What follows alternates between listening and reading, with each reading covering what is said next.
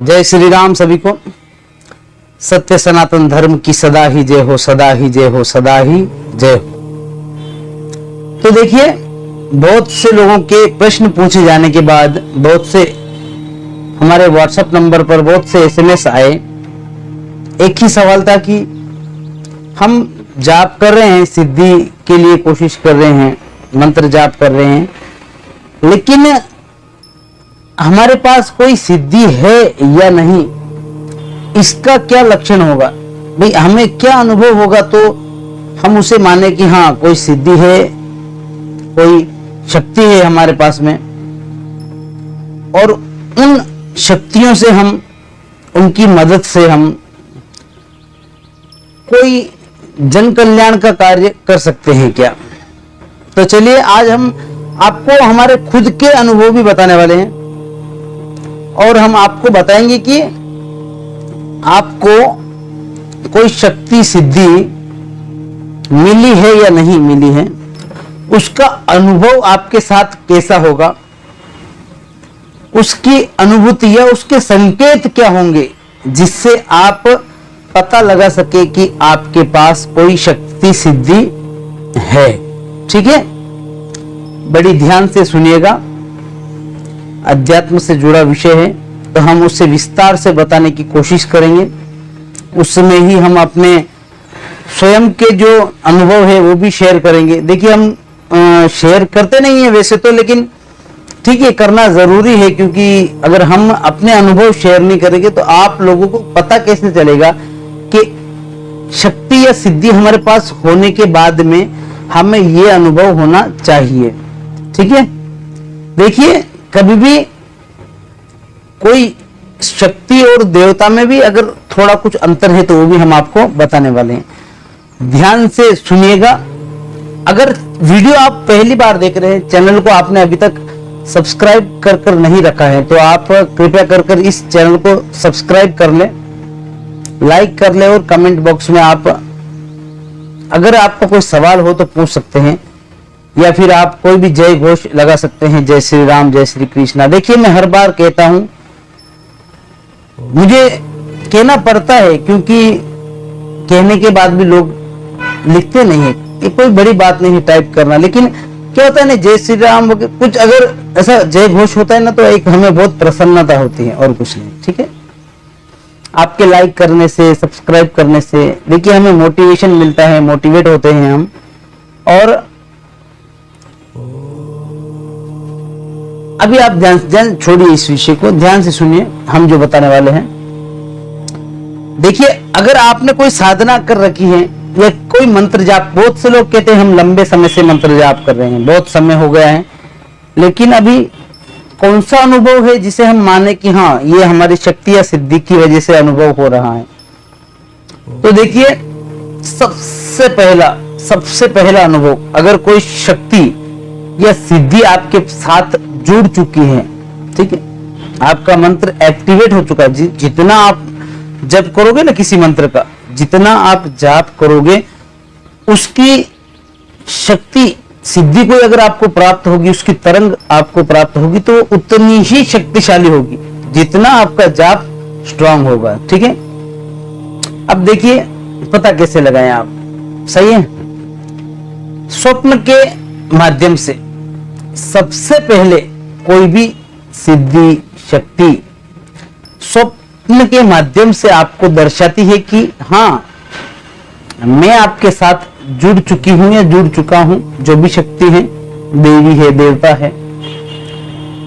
उसके बाद ही आपको दूसरे अनुभव होने लगेंगे। अब स्वप्न में कैसे दर्शन होंगे, देखिए ध्यान से सुनिएगा। क्या होता है ना कि जब शुरुआत में हमें कोई शक्ति कनेक्ट होती है हमसे, तो हमें स्वप्न में दर्शन किसी मूर्ति के रूप में या किसी तस्वीर के रूप में, आप जिस भी देवी देवता की सिद्धि करते हैं उस देवी देवता की मूर्ति या उसकी तस्वीर आपको दिखाई देती है। ठीक है, पहला अनुभव। अब उसके बाद देखिए, अगर देवता आपको साक्षात स्वप्न में दर्शन दे रहे हैं तो वो कैसे होगा। देखिए, सिद्धि और देवता के दर्शन देने में थोड़ा अंतर है, बताएंगे हम, ध्यान से सुनिएगा। आपको मूर्ति या तस्वीर अगर दिखाई दे तो उसका मतलब कि कोई सिद्धि आपके साथ कोई मतलब देखिए साफ साफ दिखाई देगा आपको, ऐसी कोई बात नहीं। अगर हनुमान जी की सिद्धि है, आपको हनुमान जी की मूर्ति, हनुमान जी की तस्वीर दिखाई देगी, या कोई बंदर रूप में आपको दिखाई दे सकते हैं, ठीक है। उसी प्रकार से अगर आपके पास कोई देवी की शक्ति है, कोई सिद्धि है, कनेक्टिविटी जुड़ चुकी है आपसे, तो आपको किसी कन्या, छोटी सी कन्या का दर्शन होगा स्वप्न में, या माता की मूर्ति तस्वीर का दर्शन होगा, ठीक है।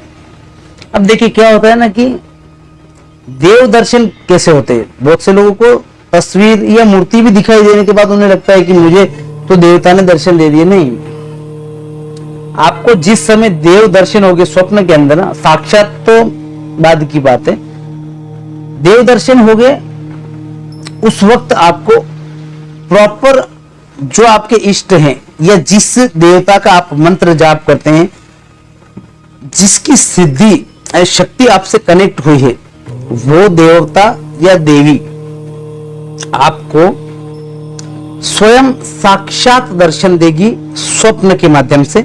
और उस वक्त उस देवी या देवता के पीछे से फुल ऑफ लाइट,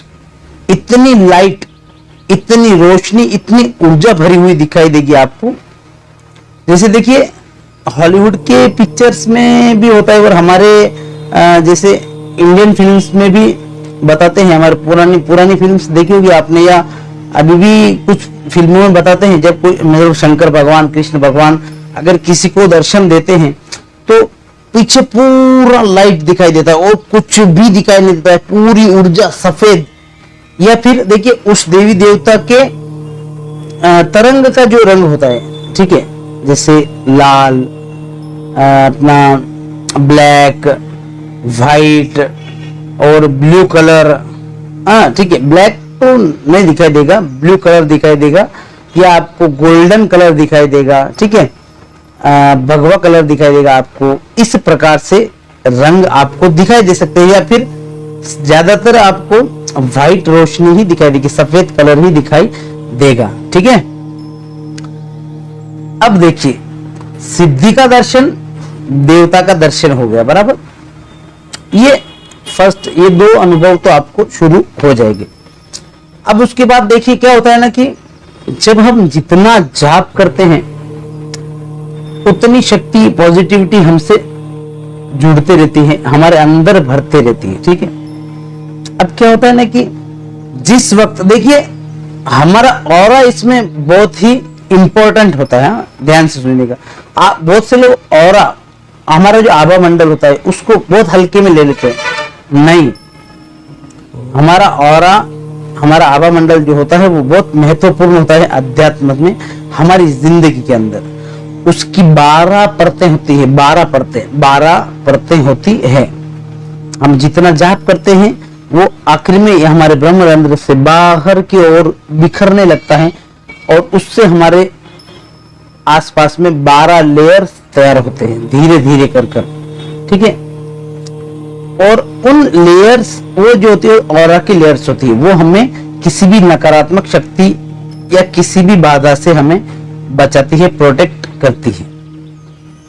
अब देखिए अगर आपको, अब देखिए जैसे कि और अनुभव बताने वाला हूं मैं, मतलब ये अभी मेरे स्वयं के अनुभव भी है और वही अनुभव आपको भी हो सकते हैं। सुनिएगा, आप अगर पूजा पाठ में बैठे हैं या जाप करने भी बैठे हैं, माला कर रहे हैं, ध्यान कर रहे हैं, तो आपको लगातार लंबी लंबी उबासी आ रही है, लंबी लंबी इस प्रकार से।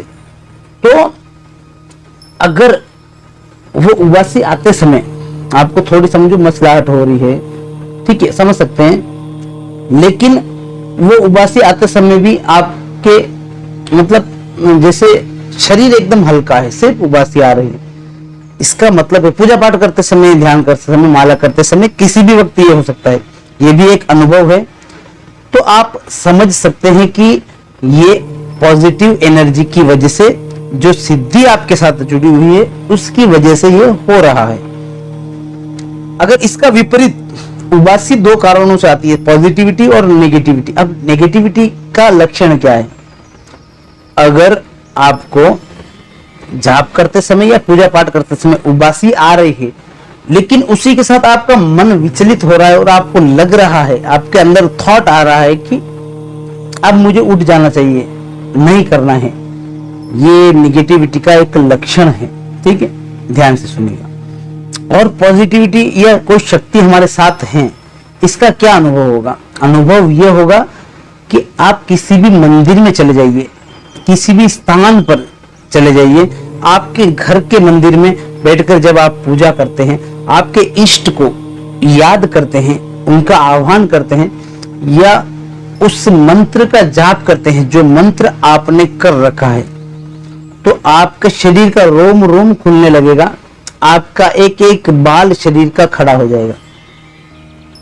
ठीक है, वो होती है पॉजिटिविटी की एक निशानी, एक लक्षण, ध्यान में रखिएगा। ठीक है, और देखिए जब हमारे साथ कोई सिद्धि, सकारात्मक शक्ति जुड़ती है ना, तो उस सिद्धि का भी कल्याण होता है और हमारा भी कल्याण होता है, अगर हम जन कल्याण के मार्ग में उस सिद्धि का उपयोग करें तो।